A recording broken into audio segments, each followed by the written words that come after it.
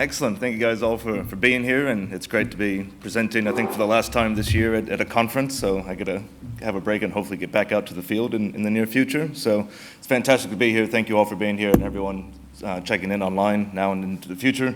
The opportunity to come up and give an update on Dreadnought Resources and all the activities we have going across the project areas. Very excited to see what's coming. Disclaimers, not so exciting.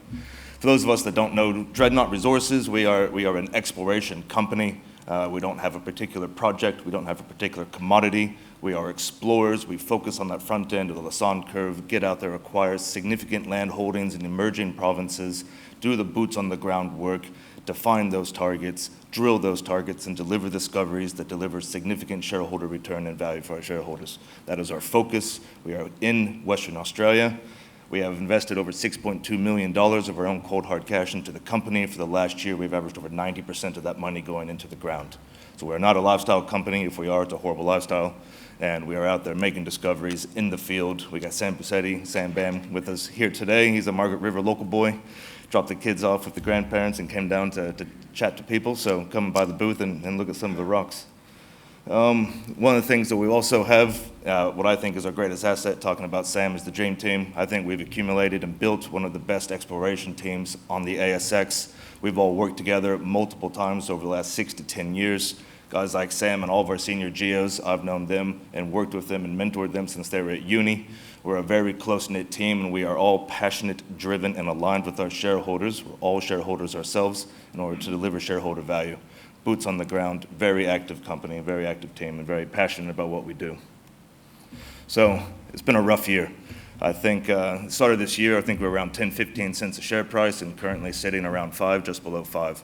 It's been a year I'm looking forward to ending, but I get asked this question in this last cap raise, and a question from a few shareholders that I think is very pertinent question to ask, is are we better off now than we were at the start of the year? Yes, we've seen our share price come off, but what have we delivered? Are we in a better position? Do we actually have more value as a company so that when the market does turn, because it is cyclical and it always does, will we be in a position to profit and do well on the work that we've done this year?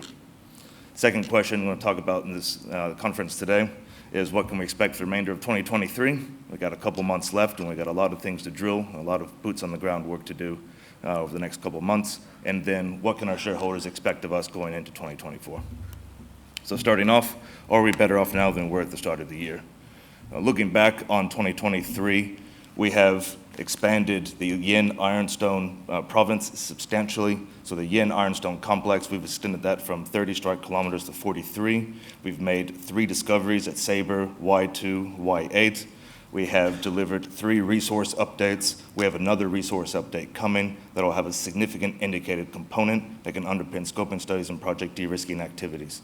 We've extended the carbonatites, which we only discovered right at the end of 2022, from 6-kilometer strike to 17-kilometer strike, made the C3 discovery and delivered a resource on that. We have now matched and exceeded the resource base of Hastings Technology, who is going into production next door to us, with some of the thickest and highest grade intercepts that that region has ever seen, including our last infill drilling, which produced over 100 meters at 3%. The previous best drill intercepts in this region were 30 at 3, our first drill holes into Yin, and all significantly thicker and higher grade than what that region had seen before we came onto the board and made the Yin discoveries.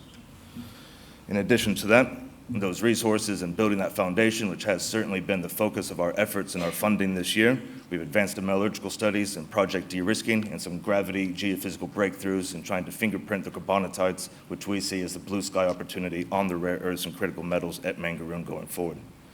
We've also consolidated the high-grade gold opportunity at Mangaroon. The original reasons why we went to Mangaroon was for the nickel and the gold, and we've since, over the last year, got the Star of Mangaroon, accumulated all the gold provinces and projects nearby. This is a 10-15 kilometer long shear zone, produced high-grade gold that doesn't have barely any drilling into it. It's never had soil geochemistry, it's never had anything. So we've accumulated that ground, we've proven up all the rare earths, and we've made additional discoveries and resources on those. In addition to that, that's not all. We've also identified conductors and delivered nickel copper massive sulfides with our joint venture partner with First Quantum. That was an exciting outcome not too long ago. Massive sulfides just 30, 40 meters below the surface, and we're about to get back out there and start drilling that again. All funded by First Quantum. Trajayampi, the Kimberley, We defined the 13 lookalike targets this year. I think it's been one of the hardest drill programs we've ever had, with breakdowns, with weather, water, and at the end, being chased by fires. So it was certainly, Kimberley's a fantastic place to operate. We'll have an update out on our activities up there soon as we prepare to demobilize and get back down to Mangaroon. Bresnahan, we have a conceptual heavy rare earth project. We proved the heavy rare earths on our ground, and in the meantime, we've continued to consolidate one of the largest land holdings in the Bresnahan Basin, which is Western Australia's a proven uranium basin within Western Australia. So it's proven uranium, largest landholder. We have conceptual and proven heavy rare earths and gold there as well. So it's a very significant emerging project next door to Wesfarmers and Teck, and we're one of the largest landholders in that region. Very excited about what that's going to deliver. And then, of course, Central Yilgarn, we delivered the Metzke's gold resource earlier in the year, and we've well advanced in our gold and nickel and lithium prospects. We've got a dozen lithium pegmatite swarms, which I'll be out on in the first couple of weeks in December, mapping and sampling those. So are we in a better spot than we were at the start of the year? Absolutely, across all of our projects. We continue to deliver, we continue to invest in our projects, and we continue to make discoveries and deliver resources in a multitude of commodities right here in WA.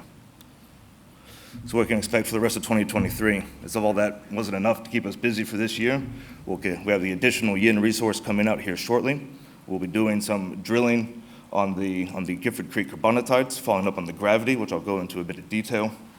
We also have the gold generation work and gold drilling to Star Mangaroon, the diamond gold mine. These are things that produced historically by the pastoralists at ounces to the ton. No drill holes into these things. It's a very, very exciting opportunity that we've been working on in the background. Well, additional drilling at the Money Intrusion. Rigs are mobilizing down there. We got Top Drill here. I believe at the moment have kindly allocated a rig for us for the rest of the year, and we'll be drilling away with First Quantum, not only on the carbonatites, on the nickel, and also on the gold. In Bresnahan, we have some boots on ground project generation work in the background as well to continue to fill that pipeline full of targets to be discovered by drilling later next year. Let's go into the carbonatites. The Gifford Creek carbonatite complex, they had Hastings next door. They all thought that the Yin Ironstone or the Yangibana Ironstone complex only extended to the other side of the Lions River Fault.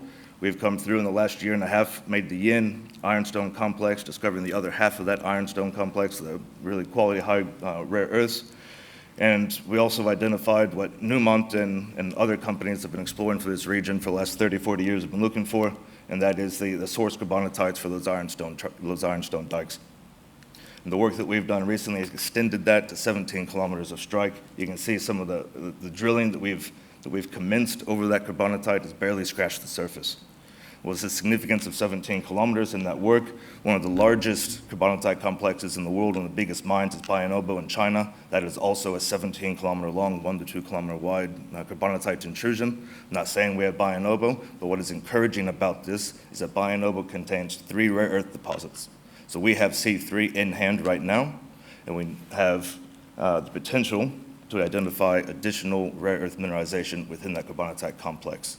The other significant breakthroughs, 17 by 1 kilometer carbonatite complex, carbonatite intrusion, is where do you design the drilling in that area? And one of the big things that we came up with, we're doing a bunch of geophysical orientation surveys this year. What have we learned? And that is we're looking for these areas of deeper residual enrichment. You look at Mount Weld, Arasha, all these carbonatite complexes globally, all the mined mineralization is in that deep weather profile, this karstic texture that accumulates and has secondary mineralization. And what we saw at C3 from the drilling that we did, on the right-hand side, this is how we modeled the regolith, and it had deep pockets of mineralization, which had our thickest and highest grade intercepts from C3. And then on the left, this is an image, we did detailed gravity over that, and that detailed gravity has highlighted where the deeper weathering is. So that's given us a geophysical tool to go out and map over this. That geophysical survey was completed this week. We'll have those results back this week, and we'll be drilling targets along the 17-kilometer long carbonatite complex, looking for something bigger and better than C3 before the end of this year. The Money Intrusion, our First Quantum discovery in the making. So First Quantum, so we're down here at C3 talking about the rare earths, our gold in here, and then the First Quantum joint venture is along the Money Intrusion sitting up over here. For the last 2 years, we've been working on this. Last year, started this year, we announced some EM conductors. We put a drill hole into it as we finished up the rare earth drilling before we went up to the Kimberley. First drill hole hit massive sulfides. We have the rushed assays back for that. Very high tenor sulfides, very encouraging. First Quantum, as they say, they have global eyes on this. They're very excited. We have lots of funding. We'll be drilling up here in the next week or two before the end of the year. We'll be chasing up the rest of this Busselton section of the money intrusion and also starting to work on Kulabakana. So that work this year will consist of some RC drilling, trying to find the keel position within this intrusion and providing platforms for deeper diamond tails as required if we don't find the depths of this intrusion. Going into next year, we plan on being out here with First Quantum with an RC and a diamond rig, an IP crew, and downhole EM and surface EM crews. So it's going to be all hands on deck and a lot of activity being funded by First Quantum as we continue to reassess and drill the entire money intrusion, looking for additional nickel copper sulfides. So what can we expect in 2024? I've alluded to what we'll be doing with First Quantum from the start of the year. 2 rigs on site, IP geophysical surveys and EM surveys going for the start of the year. Be very, very busy. We'll also be targeting those gravity lows. We recently received an EIS grant from the government, so to test some of the gravity lows on the carbonatites. So we continue to test that, looking for and testing that blue sky potential on the rare earths, niobium, and critical metals. We'll get back up to the Kimberley. We will finish the program that we started this year, and we'll also continue to assess the nickel sulfides. There's some fantastic results out from Buxton and IGO. Not that Buxton's getting much love for it, but no one's getting much love for it in this market. The Dogleg discovery, nickel sulfides, that's about 12 Ks along strike from our tenement boundary. That ruined dolerite position extends into the Yampi project on 2 occasions. So we're looking forward to assessing that nickel sulfide and chasing that up, in addition to continuing to pursue the copper sulfides that we had discovered at Orion in 2021. And in the background, proving up the Bresnahan, Central Yilgarn, and keeping that pipeline full of projects. So we're going back next year to who we are as a company. That's boots on the ground, exploration, low impact, high value, low cost exploration. This year we delivered that indicated resource. We've been hitting that hard. We spent a lot of money at Mangaroon. We delivered a lot of resources, delivered a lot of work. We are going to be going back to testing targets, doing good geology, doing good exploration, the stuff that we love, and we're very much looking forward to that. The other things we're going to be looking at, once we get those resources out on the rare earths, we're going to start assessing actively the commercialization processes and opportunities for those rare earths. We've been fending off interest all year until we deliver the resources. Now that we've done that, we know the value of the proposition, and we can have more fruitful conversations with interested parties. We also have commercialization opportunities on the Metzke's gold resource and other things at Central Yilgarn. So we'll continue to get on boots on the ground, define targets, make our discoveries if we're lucky enough and the drill bit hits the right thing, and look at commercializing the assets to deliver value onto this state. So in summary, we're one of the most active exploration companies out there. We've got one of the best teams to get out there and make the discoveries, define the targets, and get the drilling done. We have a track record of discoveries in multiple commodities across our project portfolios, and we continue to expand and advance our knowledge across those project portfolios. So we look forward to continuing to put our money where our mouth is, boots on ground, money in the ground, and hopefully make those discoveries into next year. Thank you very much.